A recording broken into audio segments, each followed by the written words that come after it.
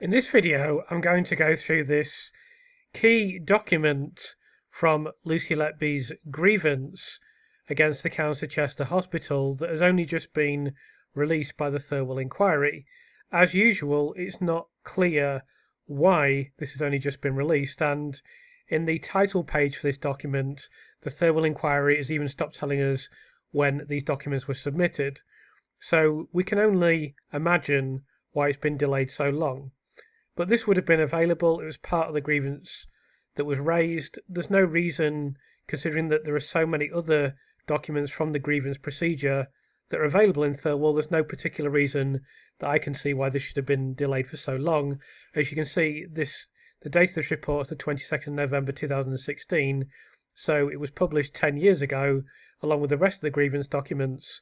It's very difficult to imagine why we're only seeing it now. With that being said, it's a very important document because it provides the conclusions of Dr. Christopher Green, who chaired and undertook the whole grievance procedure. I want to get through this document in one video, so I'm going to miss out a few sections. So here we have the it looks like they made a mistake here as well. But let's just gloss over that. This is section 1, where it just tells you some background. There's nothing here that we don't know. I could go over this, I suppose, but I'm not going to. It just gives the background to the grievance, why Lucy was annoyed or felt that she'd been mistreated, which I think is fairly clear. And then this provides all the background to all the people. Now, because it's provided all the background to all the people, everyone appears with initials in the document. So I've made a document for myself just in case I forget what anyone's initials are, because it's introducing people like Tom Carver, Karen Beard.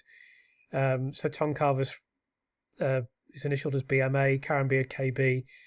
It's quite likely I'm going to forget someone at some point. And then there's just a list of supporting documents, and then the document really begins here with section 3, which are the findings. So I'll zoom in so we can see this properly, and we'll begin to look at this document. So I want to get through this as quickly as I can, but I will analyse anything that needs to be assessed. Concerns were raised during 2015 by consultants to the board regarding an increase in the number of deaths on the neonatal unit. So I'll just mention here that we know that as early as June 2015, Dr. Stephen Brearey was looking at commonality on the unit, and he was asked about this in court as well. A thematic review was undertaken by a medical professional from the Liverpool Women's Hospital during February 2016. In May 2016, there was unfortunately the death of 2 triplets on the unit, the third triplet being sent to Arrow Park Hospital for ongoing care. Following this, a decision was taken to downgrade the unit from a level 3 to a level 2 care unit. So I found this a strange comment when I looked at this document, because my understanding was that the downgrading happened in July. It had never been a level 3 unit, and it was downgraded from a level 2 to a level 1 unit. So I can't really understand this comment. This just seems to be factually incorrect. But anyway, that is, the unit would be closed to the sickest babies until a review had assessed potential concerns about care on the unit. After this second death, Yvonne Griffiths reported that Dr. Steve Brearey had called Arian Lloyd Powell to express concerns about Lucy Letby, and as a result, Lucy Letby was moved from nights onto day shifts. So we know about that, obviously. On Wednesday the 13th of July, Lucy Letby received a text from Yvonne Griffiths informing her to go into the office for an update. Yvonne Griffiths reports that she did not divulge the true purpose of this to Lucy Letby because she did not want to alarm her unduly, and because she did not want Lucy Letby to worry about it prior to arrival at the unit. So this is why Lucy's saying there's been a lack of transparency. On Thursday the 14th of July, Lucy Letby was asked to report to Sean Williams' office with Arian Powell to discuss the increase in neonatal mortality and the perceived commonality of Lucy Letby being on duty and with the deaths. So we see there why it's so important that over a year before this they were already looking for commonality, and then they just became obsessed with this, seemingly. Lucy Letby was informed that she had been on duty for the majority of the deaths, and that this had raised a warning flag that the Trust wished to address. As a result of this increase in the number of deaths, Sian Williams informed Lucy Letby that there was to be a review of nursing and medical competencies and that her competencies would be reassessed and her practice would be supervised. Lucy Letby was informed by Sian Williams that her association with neonatal deaths featured more prominently than others, and therefore the process would begin with her. Sian Williams summarised the content of the meeting and intended course of action in a letter to Lucy Letby dated the 14th of July 2016. So we know that what Lucy Letby was told is untrue.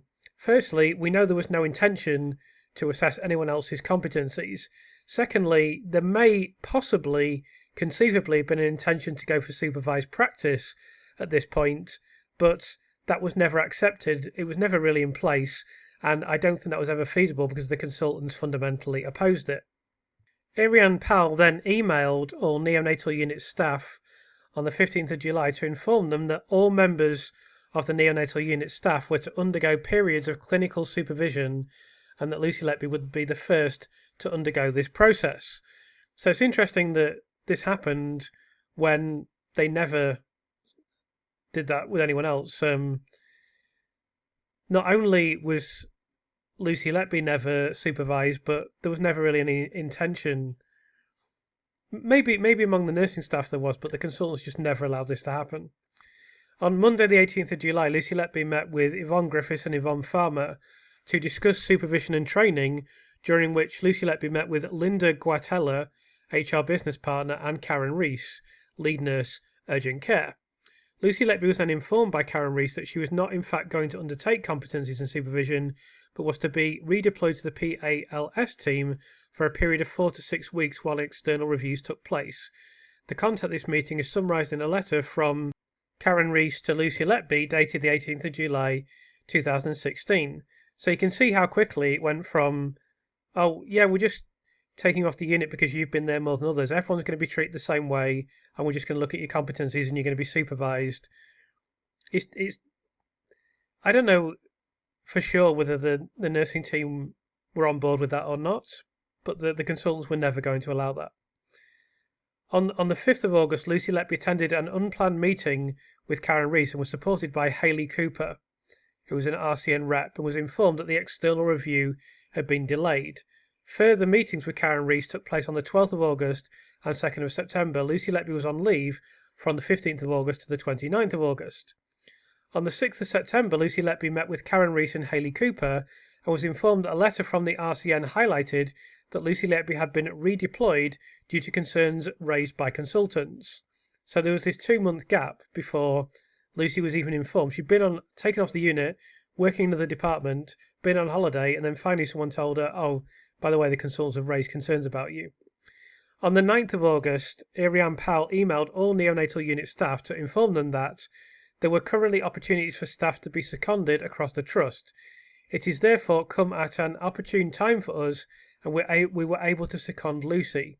Lucy is seconded to the Risk and Patient Safety Office for a period of 3 months. Now, I can entirely understand why she did this. I think that was a sensitive and reasonable thing to do, because she couldn't really write to all the other staff and say, the consultants think Lucy's been trying to kill infants. And she didn't want to sweep it under the carpet and not give an explanation. So I think that was a pretty sensitive and sensible thing to do on the whole. On the 7th of September, in accordance with the trust policy, Lucy Letby raised a grievance, which is shown in Appendix 1. Hayley Cooper contacted Sue Hodkinson on the 20th of September via email to query progress, and the grievance was acknowledged by letter on the 23rd of September. Alison Kelly and Sue Hodkinson agree that there was a delay, and this was acknowledged in writing to Lucy Letby in the letter dated 11th October 2016, Appendix 16. I really wish they didn't use acronyms for all of these people, but I'll try to remember them all. Further meetings took place with Karen Rees and Hayley Cooper over the course of the next month until the 5th of September, when Lucy Letby and Hayley Cooper met with Karen Rees, Alison Kelly and Sue Hodkinson. At this meeting, Lucy Letby was informed that the intention was to get her back on the neonatal unit, but this was unlikely to occur until the results of the review are back. These meetings were then scheduled to occur on a fortnightly basis and are continuing to date. So bear in mind that this is in November 2016, so this is well before the case is referred to the police. Specific queries raised by Lucy Letby. The proposed plan of supervision of practice and repetition of competencies was not followed for any other member of staff, nursing or medical, and I wish to know why and if this was ever the true intention of the trust. So, of course, that's quite a perceptive question that Lucy, or statement that Lucy's making there.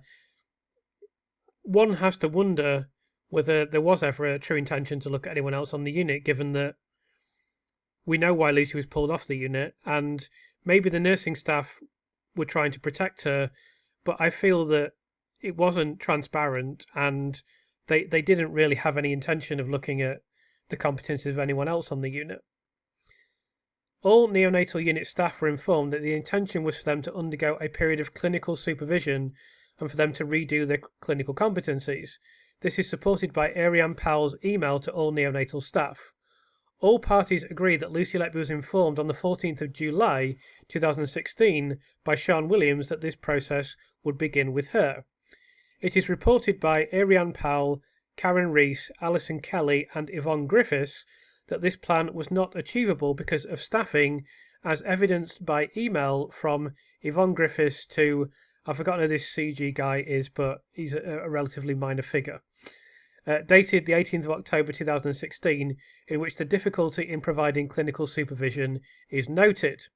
Sean Williams explained that she was not aware of any staffing issues that would have prevented Lucy Letby from being supervised, that she would not have advised Lucy this was the plan if she had known it was not going to be implemented. However, she further stated that she thought the consultants were uncomfortable that she would be on the unit. Ian Harvey stated that the consultants were not prepared to have the nurse on the unit. Sue Hodkinson stated that my recommendation was to keep her on the unit, but from there concerns were raised by the medical staff, so we decided to redeploy her. And I'm sure that is true, to be fair. Ariane Powell has provided evidence that competencies have been revisited for the nursing staff working on the neonatal unit.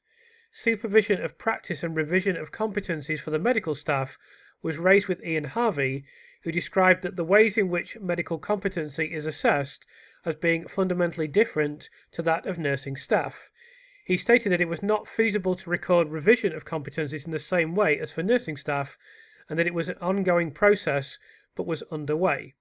So there you hear the background to why Lucy Letby raised a grievance in the first place, and then there is the verdict of Christopher Green. I have found no evidence to suggest that the intention on 14th of July 2016 was not to revisit competencies and to introduce supervision for Lucy Letby, for which time she would remain on the unit. This is supported by witness statements of Alison Kelly, Sue Hodkinson, Karen Rees, Ian Harvey, and emails from Ariane Powell and Yvonne Griffiths. I conclude that the proposed plan of repetition of competencies has been implemented on the neonatal unit, although not the proposed plan for clinical supervision as originally outlined to Lucy on the 14th of July 2016.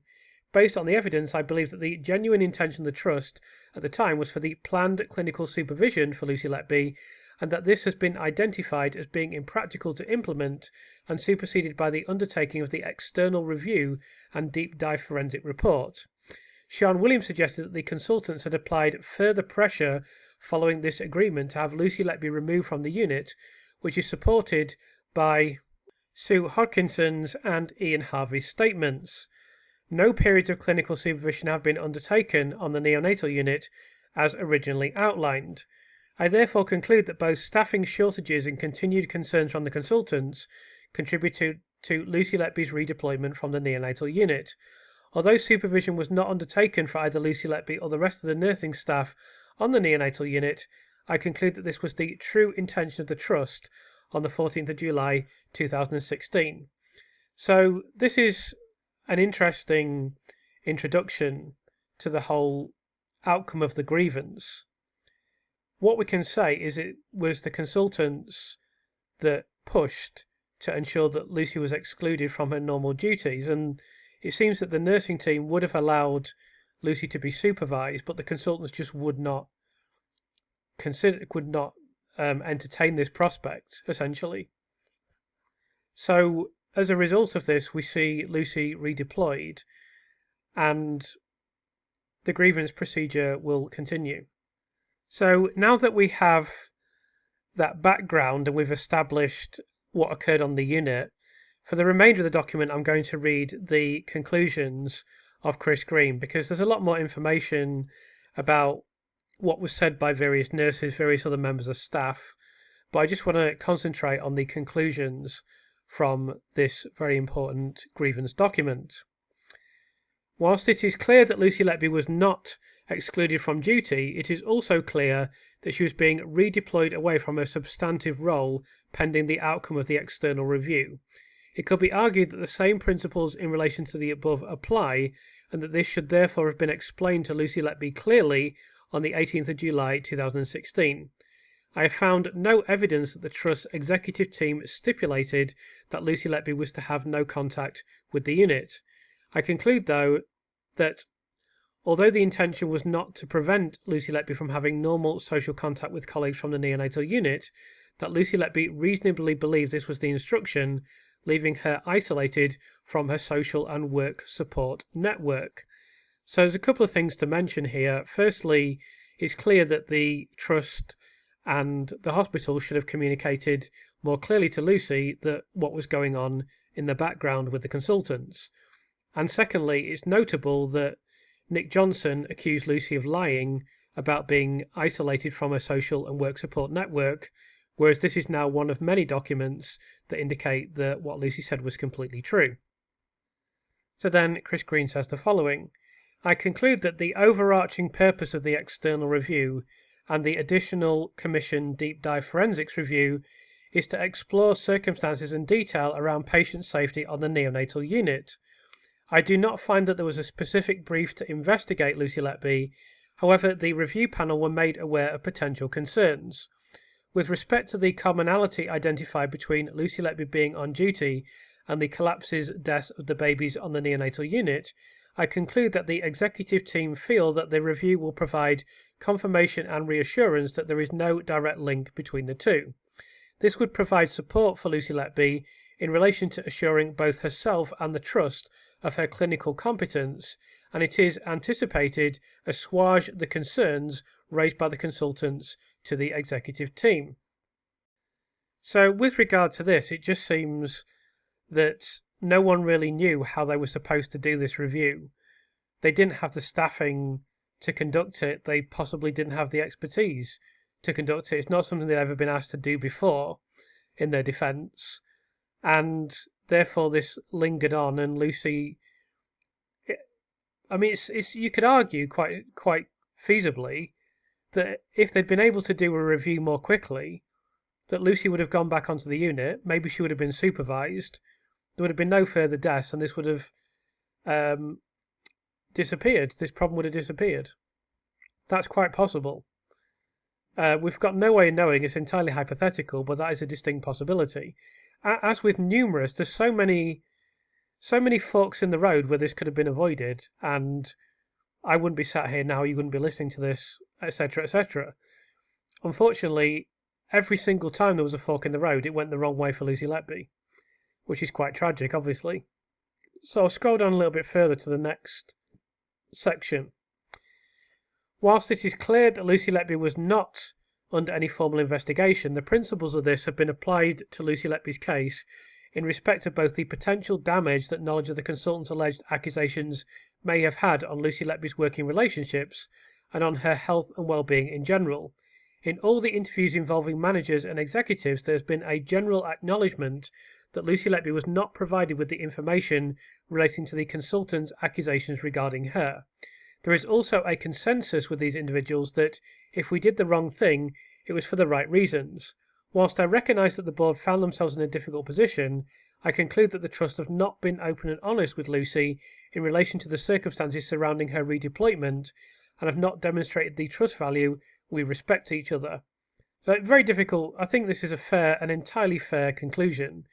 The board and the nursing management team were unquestionably, as he describes, in a difficult position, but also it took them 2 months to tell Lucy that essentially consultants had been going around saying that she was trying to murder babies. That had to be communicated to her immediately, There's just simply no circumstance in which anything else is acceptable. And then there's a critical passage that is not surprising to us at this point, but still informative and illustrative. I also wish to be informed of any evidence the Trust may have and the process which they have followed. This is from Lucy. And the response to this is from Dr. Chris Green here. During the course of this investigation, I have not been made aware, nor has there been any allusion to, any evidence relating to any alleged wrongdoing by Lucy Letby. There has been repeated reference to a commonality between the dates and times that Lucy Letby was on duty and the collapse deaths of a significant number of the babies, but there is nothing to support that there is additional information or data beyond this that has not been shared with Lucy Letby. So we knew this already because we know that the case was passed to the police with no evidence. But what we've seen in this case is this commonality passed all the way along the line until Lucy Letby is in prison because of the commonality, which is a calamitous reflection on, I would say, the NHS to some extent, the police to a very great extent, and the criminal justice system to a very great extent. I mean, this is a disastrous procedure that's taken place here with this, as I've said previously, there's so many opportunities for this to be stopped. It's not as if there was just one or two. That just every couple of months there was a chance for this to be prevented. And all it would have taken was some competence at some point, and that just never came to fruition. It is incredible, staggering, that the level of incompetence and the level of stupidity that is involved in this, but you can see it in front of you. And I just want to say as well, I know lots of people don't think it was incompetence in all instances. I just want to make it clear that I can only ever say what I can prove. So that's what I always do in these videos, and that's what I will do in my book. Have done. Obviously, I've written it. Otherwise, the deadline would be pretty tough. It's only possible to make arguments based on what is provable, not based on inference. So I do understand people's feelings about this, and I it's not my place to dismiss those views, and I don't dismiss them, but I have to stick to what I can prove on this channel and in everything that I do. So I'll move on to the next section. I have not found any evidence that Lucy Letby's confidentiality with regard to the circumstances surrounding her redeployment has not been upheld. There are obvious concerns regarding the alleged comments made on the unit, but Ian Harvey stated that this had been addressed, and there is no suggestion of any similar remarks being made following this. Critically, these did not name Lucy Letby and were not directly heard by any of the individuals interviewed as part of this process. I conclude that the Trust has not failed to protect Lucy Letby's confidentiality with regard to these circumstances regarding her redeployment. So I suppose that was one positive for the Trust, although it is probably the most trivial aspect of the whole grievance. So for the next section, this is Lucy saying, I would like to know exactly what I have been accused of, what allegations have been made, and by who, and how the Trust has dealt with this. Of course, an entirely reasonable request. Now, there's an enormous amount. If you can see here how much discussion there is about this. Now, I think I will go through all of this because this is the central aspect of this document. Analysis undertaken by both Stephen Brearey and Ariane Powell is reported to have identified Lucy Letby as being on duty during the collapses deaths of a significant number of the babies. Ariane Powell has unequivocally stated that this does not reflect the full picture, stating that on one occasion Lucy Letby had only just arrived and was taking off her coat, and that a number of the babies had significant congenital abnormalities. So there you go. That's the kind of context that you don't hear in court. It's just, oh, Lucy was there, she must have done something. This view is not shared by Ravi Jayaram, who advised that the deaths were of particular concern because these were babies who were getting better and were stable who suddenly collapsed. Ariane Powell described that her review identified a medical professional as featuring in a significant number of cases as well as Lucy Letby, and claims that this information was initially intentionally withheld by the consultants from Alison Kelly. Ian Harvey and Alison Kelly both confirmed that they had reviewed the full version, and Ian Harvey stated that number of instances in which the medic was on duty was much less significant than the commonality identifiable relating to Lucy Letby. The Trust has commissioned significant reviews of the cases through a number of internal and external methods, and reports that the decision to downgrade the unit was precautionary. So before we go any further, I just want to mention as well that the nursing team is in an incredibly difficult position here, the nursing managers, because we all look at this and we think they must fight Lucy's corner, and I think they did try to do that. I think Jayaram Powell and Karen Rees both did try to do that. But also they need to maintain some sort of functional working relationship with the consultants, and it is still a hospital. They can't just say to the parents of the infants that they're caring for, well, you just need to take your baby somewhere else now because there's a problem with Lucy. So they still have to function as a neonatal unit as in a hospital. So it's a very, very difficult and delicate situation, and I really sympathise with those people that were involved, apart from those who pointed the finger of suspicion at Lucy Letby, who I obviously don't sympathise with. Sue Hodkinson reported that the Trust was also taking significant advice from other trusts within the network and legal counsel on this matter, which seems like an entirely sensible thing to do. The General Medical Council guidance around raising a concern regarding patient safety states, you do not need to wait for proof. You will be able to justify raising a concern if you do so honestly on the basis of reasonable belief and through appropriate channels, even if you are mistaken. You must be clear, honest and objective about the reason for your concern. You should acknowledge any personal grievance that may arise from the situation, but focus on the issue of patient safety. So I suppose if you want to make a defence of Brearey and Jayaram, which I obviously don't, then that is the best defence that you could possibly make, that there is this guidance and it says you're allowed to be wrong. What I would state in response to that is that they were hardly clear and honest about what they were doing, because there's that letter from Dr. Salady in which he says, we need to phone the police, we need to accept that we're suspects, and then it takes nearly a year before they manage to manipulate the executives into phoning the police. But it's still interesting to see that information because I've never seen that before. The Trust Speak Out Safely policy states when staff wish to express their concern about patient care, they should normally do so to their line manager. If for any reason staff feel unable to follow this approach, they should contact their staff representative, head of service, professional manager, lead, or an executive director of the Trust. I'm not really sure that's hugely relevant. Jayaram Powell recalled in a meeting on the 16th of May 2016 that Stephen Brearey intimated during this meeting that he thought a member of staff was causing the increase in mortality, and that in the same meeting Jim McCormack pointed at Jayaram Powell and said, "You are harbouring a murderer." Ian Harvey stated that Stephen Brearey presented the case that we had to consider the unthinkable with no other cause identifiable. More meetings with consultants have taken place and they seem to think the same way. So as much as this is irrational and misguided, I do want people to consider the possibility that they were genuinely concerned about deaths on the unit.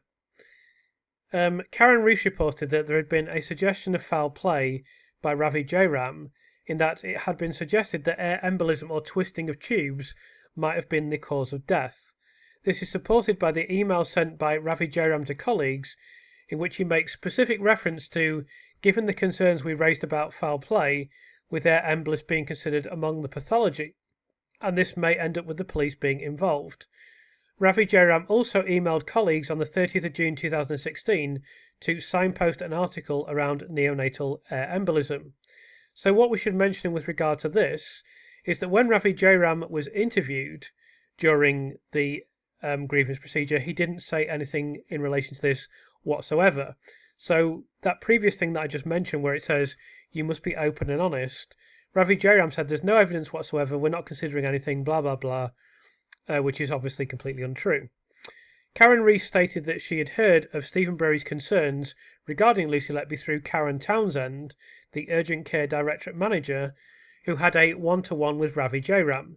She recalled that she had approached Stephen Brearey directly to ask what evidence he had against Lucy Letby, and his response was gut feeling and a draw of doom. As we know, this case was passed with no evidence.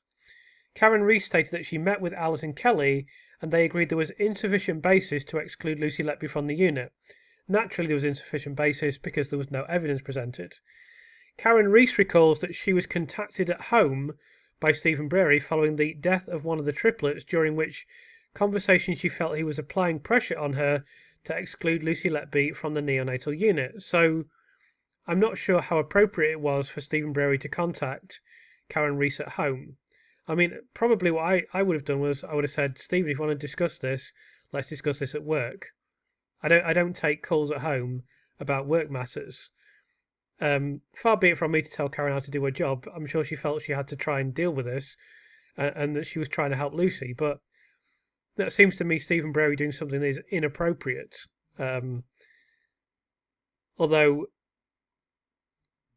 again, he may feel he's doing this for the right reasons. I know a lot of people don't believe that. And I can understand why. But he could be although in my opinion that is poor conduct, and Karen Rees should have nipped that in the bud. I mean, if it was me, I would have done. And I don't say that to be critical of Karen Rees, because Karen Rees has been through an extremely difficult experience and situation. But I just wouldn't accept someone phoning me at home in relation to work matter and then making these extraordinary allegations and then trying to put pressure on to take Lucy off the unit. I'd be like, listen, if you want to speak about it, call me at work or speak to me at work. Ian Harvey and Ariane Powell both described that they felt Stephen Brearey's concerns were based on gut feeling rather than evidence. So we know this very well. Yvonne Griffiths described the attitude of the consultants as a witch hunt in relation to Lucy Letby. I've highlighted this previously. The Trust's disciplinary policy states if there appears to be a criminal act, the Chief Executive will consult the police before invoking the disciplinary procedure. Ian Harvey stated it felt purely circumstantial. We wanted more if we were going to call the police. And even when they did call the police, they still didn't have anything. Ian Harvey expanded on this and described that the executive team felt strongly that if they raised concerns with the police without foundation, Lucy Letby would have been arrested, which would have resulted in a bomb site. Alison Kelly stated that it was talked about if we needed to go to the police, and Ariane Powell and Yvonne Griffiths both feel strongly that the group of consultants had threatened to call the police if Lucy Letby was not removed from the unit. Ian Harvey stated that there was a block to that supervised practice as the consultants were not prepared to have the nurse on the unit, and if we do, the police will be called, and further confirmed that there was an unwritten threat to call the police. Stephen Brearey and Ravi Jayaram refute this, so obviously that's a matter of dispute. I'm not really sure how even Harvey could have got the wrong end of the stick, because it's very clear that Stephen Brearey and Ravi Jayaram did want the police to be called, and it's also clear that Lucy Letby wasn't able to do supervised practice. It's also clear that the nursing team did want Lucy Letby to do supervised practice. So how else this could have occurred isn't entirely clear. So it seems like a similar refutation to the refutation of Cheshire Police about Sir David Davis's speech, where they just say we refute this, but there's no actual evidence, so it's not actually a refutation, it's a denial. It seems very, very likely that it's true, what Ian Harvey is saying. But it goes on to say, Stephen Brearey was asked, at no time did the consultants as a group or individually suggest that if the executive board took no action, the police would be called, to which he responded no, and further asked, it was suggested that police would be called if Lucy Letby was not removed from the unit. Do you recall that discussion? And Stephen Brearey again answered no. Now, Stephen Brearey might not realise that we have the message from Dr. Salady, which predated this, in which he said, we need to call the police. So it's rather implausible, I would say, to suggest that they didn't want the police to be called. Anyway, this continues. Ravi Jayaram also denied that this was how conversation around calling the police was had, and in response to being asked if there was a suggestion that if Lucy was not moved then the police would be called, stated no. A discussion took place that if no explanation found, then the police may have to be involved. Don't recall any discussion as explicit as that. So this is a matter of interpretation. He's trying to put across that there was a softer suggestion, and essentially this is sophistry, really. I mean, he's just confirmed that what has been alleged is essentially true. When asked about his concerns regarding Lucy Letby, Stephen Brearey stated only the association with her being on shift and the death of the babies. Ravi Jayaram stated that all that was said was that we had concerns. We noted the association with Lucy being present. Decisions made were entirely those made by senior management. No clinicians were involved in the decision to remove Lucy from the unit. It was a board decision. So, I mean, this must be the most disingenuous statement that's ever been made in human history. I mean, they exerted immense pressure on the board, as they well know. They probably never realised that all these documents would become available that are now in the Thirlwell inquiry, so we know exactly what happened behind the scenes. I mean, that's just a stupendously ridiculous statement from Ravi Jayaram. Of course, we also know that there is only an association and there's no evidence, as was stated in the previous statement by Brearey. When asked if she knew any specific allegations made by the consultants, Sue Hodkinson stated, I didn't hear any phrases and I haven't had any direct conversations with the consultants. Sue Hodkinson, in an email to Hayley Cooper dated 22nd of September, to reiterate that your member, Lucy Letby, is not under any formal investigation or disciplinary sanction by the Trust. So that was quite a deep series of events, quite a web that occurred on the unit. And in response to this, Dr. Chris Green says the following. No party refutes that concerns were raised by the consultants, in particular Stephen Brearey, to the executive team around a perceived commonality between Lucy Letby's presence on the neonatal unit and the collapse/deaths of babies. I acknowledge that these concerns were raised through the appropriate channels in line with both the Trust Speak Out Safely policy and the guidance proffered by the GMC, i.e. through the executive team. However, I do not find that the consultants' concerns, when reiterated to the executive team, were clear, honest and objective. I mean, how anyone could possibly find that? The only way you'd be able to find that is if he had no evidence. Unfortunately, there were a lot of documents available and there was a lot of people that were able to give evidence. So it was blatantly obvious the consultants were not clear, honest and objective. Even in those recent statements we've just looked at, they're completely specious. They were anything but honest. The evidence suggests that whilst the executive team acknowledged and appreciated these concerns, their preliminary fact-finding did not produce any information that prompted them to initiate either a formal internal or police investigation. I believe the intention was to continue to review this for the agreed 3-month period prior to the loss of 2 triplets on the unit. I conclude that no formal allegations have been made with regard to Lucy Letby from any party. I have been unable to confirm the exact wording of any accusations in relation to Lucy Letby. However, the members of both the management team and the executive team are clear that the accusations were there, that there was a direct link between Lucy Letby's presence on the neonatal unit and the increase in deaths on the unit, and that it was suggested by some of the paediatric consultants that this link was due to knowingly deliberate action by Lucy Letby. So obviously, this is stuff that we've established through previous videos. We know there was no direct evidence. We know what was going on behind the scenes. We know that Stephen Brearey and Ravi Jayaram's version of events here is the best possible spin you can put on it is disingenuous. And we also know that they had accused her of deliberate harm and that this was not communicated to Lucy.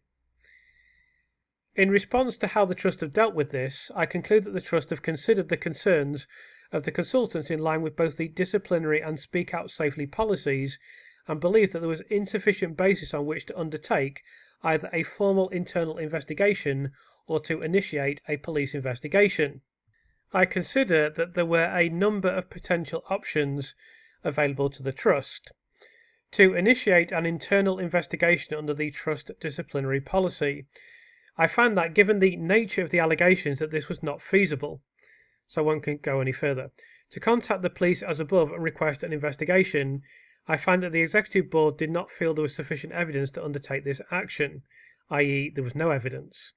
To exclude Lucy Letby from duty whilst the external review and deep dive forensic review was undertaken, to redeploy Lucy Letby as an alternative to exclusion. I recognise that the nature of these accusations was extremely sensitive, and that by allowing these accusations to become publicly known, that extensive and irreparable damage is likely to have been done to Lucy Letby on both a personal and professional level and to the reputation of the Trust. I conclude, therefore, the action of removing Lucy Letby from the neonatal unit while the external review and deep dive forensic reviews were undertaken was within a range of reasonable responses available, as it was believed that these reports would provide further information that would clarify any concerns regarding any deliberate action resulting in patient harm. Given the number of meetings in which these concerns are believed to have been discussed and the subsequent action taken by Ian Harvey to address rumours coming from the neonatal unit, I believe it is inevitable that these accusations became known to Lucy Letby, and I conclude that Lucy Letby should have been made aware from the outset. Furthermore, I find that Lucy Letby was not provided the opportunity to respond to the concerns as raised by the consultants, which I consider she had the right to do. So that's all pretty clear. I think the standout there is some pretty dubious comments, shall we say, from Brearey and Jayaram. So I'll move on to the last bit. I won't read through all this, I'll just read through the conclusion of Dr. Green. Lucy Letby is described as an excellent nurse by her nursing colleagues and managers. She is described as helpful and accommodating, often switching shifts or duties to support the unit. External consultants visiting the unit for transfers are reported to have commented positively on her professionalism and quality of care. Lucy Letby is also described as being well-trained and competent. Her nurse management colleagues, Ariane Powell and Yvonne Griffiths, have no concerns about her clinical or professional activities and would welcome her back to the unit. I am confident that support on a personal and professional level from them would be both willingly and extensively provided. I conclude that the executive team are also working towards the aim of returning Lucy Letby to the neonatal unit, pending the outcomes of the external review and the forensic deep dive report. I believe the specifics of this will be discussed and agreed with Lucy Letby. I found no evidence to suggest that this redeployment would not be supported by the Trust as an organisation, although I have reservations regarding how the consultants will respond to this decision, and those reservations were very well founded. So now there's going to be, to conclude this document, the overall summary of findings. It is clear to me that the Trust management team, particularly the Trust executive team, found themselves in an unprecedented situation with no mutually satisfying courses of action available to them. I think a very fair comment. Equally difficult for the nursing team, I would suggest. Ariane Powell recognised that there had been an increase in the number of deaths on the neonatal unit, but felt that this could be explained given lifestyle changes, congenital complexities, and advances in healthcare which influence the nature of the patients on the unit. No satisfactory explanation for the rise in deaths on the neonatal unit was identified by the consultants. It is clear to me that the Trust were keen to take action to explore this rise in response to consultant concerns, and that this was undertaken within the guidelines set out in the policies and guidelines that underpin the Trust. I conclude that the decision to redeploy Lucy was fundamentally due to the impracticality of supervising her on the neonatal unit, but reinforced by pressure applied by the consultants to the Trust. The Trust executive team and Trust board, in the absence of firm objective evidence to explain or dispel the concerns of the consultants, found themselves in a situation where it is conceivable, if unthinkable, that to leave Lucy Letby on the neonatal unit may have exposed patients to harm. I find, on the balance of probability, that the consultants as a group, and specifically Stephen Brearey and Ravi Jayaram, asserted that they would call the police if Lucy Letby was not removed from the unit, and that this was something that the executive board wished to avoid. So, not only does Chris Green here find that Brearey and Jayaram would have called the police, but also Brearey and Jayaram denied that, so essentially he found them to be untruthful. Conflicting statements were provided by Brearey and Jayaram, who both deny that this unwritten threat took place. However, I found no evidence to support that this did not occur, and furthermore, no reasonable explanation for why it would be suggested had it not. A very fair comment. I mean, I made exactly the same conclusion myself. Additionally, there were executive concerns that by leaving her on the unit during this review process may have exposed her to the suggestion that foul play was a component in the deaths on the neonatal unit, and that this had been linked to her. Given the subsequent rumours highlighted by the witnesses, this seems a likely possibility. I conclude that Lucy Letby was redeployed from the neonatal unit on a temporary basis to ensure patient safety and to protect her from the alleged comments of the consultants. The evidence supports that this was not an inappropriate action, as it was taken with the view that the external review and the subsequent deep dive forensic report would provide information as to what might have contributed to the increase in deaths. However, I do conclude that Lucy should have been informed of the full scope of the concerns raised, as there is no evidence to suggest this would pose a risk to the undertaking of the review, and no other investigations were being commissioned that this disclosure would have impacted or influenced. This failure to inform Lucy of the full rationale behind the decision resulted in a situation where information came to her in an uncoordinated manner, leading to a breakdown in trust and contributing to a profound negative impact on her health and well-being. Indeed, there's a letter from Lucy's parents saying that she's lost weight and that they know that her physical and mental health is deteriorating. Can you imagine what's happened to her since then? I conclude that the Trust Executive Team and the Trust Board made a decision that they believe was the best possible solution given their overall assessment of the situation. I feel confident that the Trust explored other options as described above, and that third-party advice was sought to inform their decision. I have found that the Trust Executive Team and Nurse Management Team have showed significant empathy for Lucy Letby's situation, and that they have all been deeply affected by the circumstances in which Lucy was redeployed. I also believe that the executive team have reflected on their initial handling of the situation and taken action to address this in their fortnightly meetings with Lucy. So before we look at the recommendations made by Dr. Chris Green, let's just look at 6 key themes from what we've heard. The first one is that no evidence was provided for any wrongdoing. This whole debacle was always based on commonality, and then that was passed into the police investigation and then into the court case. Despite this, very serious accusations were explicitly made by consultants. Brearey and Jayaram were deemed dishonest by Dr. Chris Green, and frankly, based on what they said during the grievance procedure, I don't see how anyone could draw any other conclusion. There was little transparency, if any. Lucy should have been informed of the allegations and was not. Lucy should have been allowed to engage in supervised practice, but was not. And it seems likely that the consultants vetoed Lucy being supervised on the unit. So then, finally, Dr. Chris Green makes some recommendations.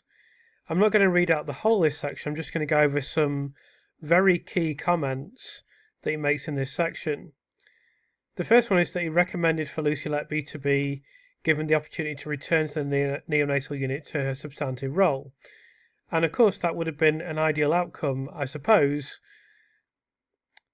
but I personally have my doubts about whether this was even remotely possible, and it will become clear why in the remaining recommendations. Due to the nature of the unit and its patients, it is unfortunately probable that a further death will occur on the unit, and that Lucy Letby may be associated with that event. I consider that it would be prudent to acknowledge this prior to Lucy's return to the unit, and to agree an outline plan as to how this might be managed. So, not only, as I've said previously, do I think Lucy will be putting herself into a dangerous situation, but how could she ever regain her confidence when she knew she was working with people who accused her of killing babies, and then inevitably you would have more deaths on the unit, as we know that there were. And then she could have been around, and then the finger would be pointed there'd always be whispering in the background, how could she possibly go back to work on that unit? To me, it was utterly impossible. The only way that she could really regain her confidence would be in a supportive environment. And I'm sure the nursing team would have tried to make it supportive for her, but I just don't see any conceivable way she could ever feel comfortable, let alone confident. So I do think, as I've said, she should have gone for constructive dismissal. Obviously, others have said in the comments that could have ended her career in nursing, and that's possible. But how can you go back onto the unit? Right, well, if there's a death, we'll do an action plan. So here's what happens if there's a death and you're on duty, Lucy. We're going to do this, we're going to do that, and how could it be guaranteed that the consoles wouldn't just start the whole thing up all over again? It just, for me, was completely unfeasible for her to go back on the unit when this has been written in a grievance outcome. In retrospect, the executive team should have done more to communicate with Lucy Letby and could have been more open and honest about why Lucy Letby had been redeployed. However, their intentions around this appear positively directed. And I think the executive team was certainly trying to be sensitive and handle things correctly, but the fact is it needed to be communicated to her why she was removed. And one can understand, obviously, why she was annoyed about this. In a grievance investigation meeting, Lucy Letby raised that she wished her grievance to be considered in line with the trust, bullying and harassment policy.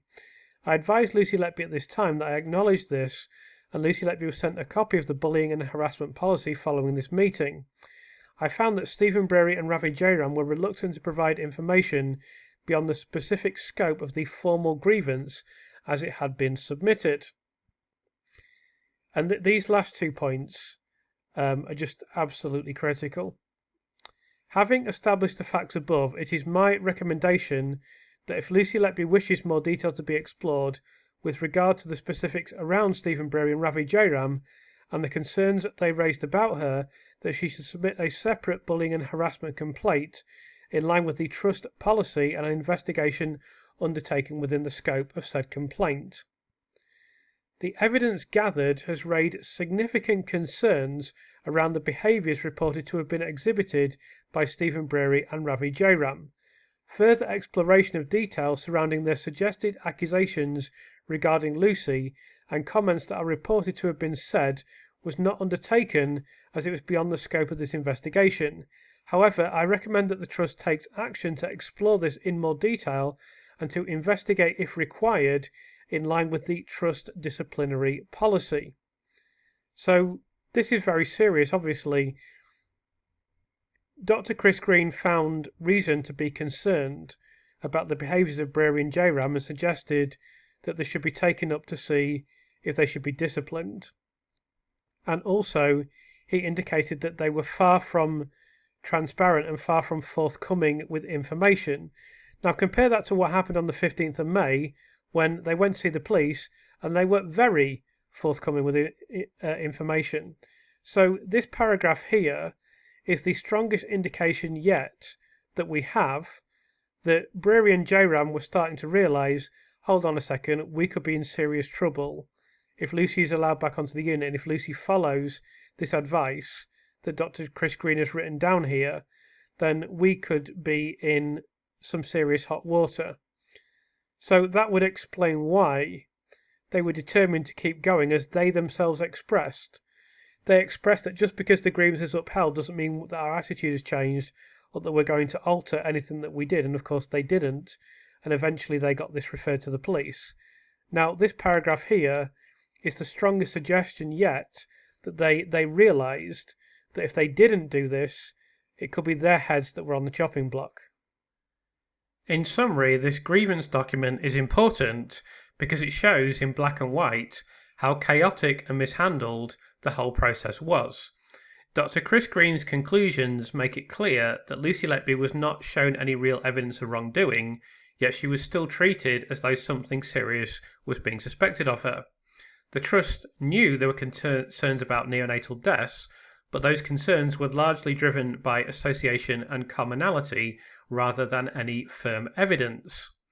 What emerges from the document is that the consultants appear to have been highly influential and that pressure pushed the trust into removing Lucy from the unit, even though the nursing managers were trying to manage the situation more cautiously and appropriately. The critical point is that the trust failed to be open with Lucy. She was not properly told the full nature of the concerns, and she was not given a fair chance to respond.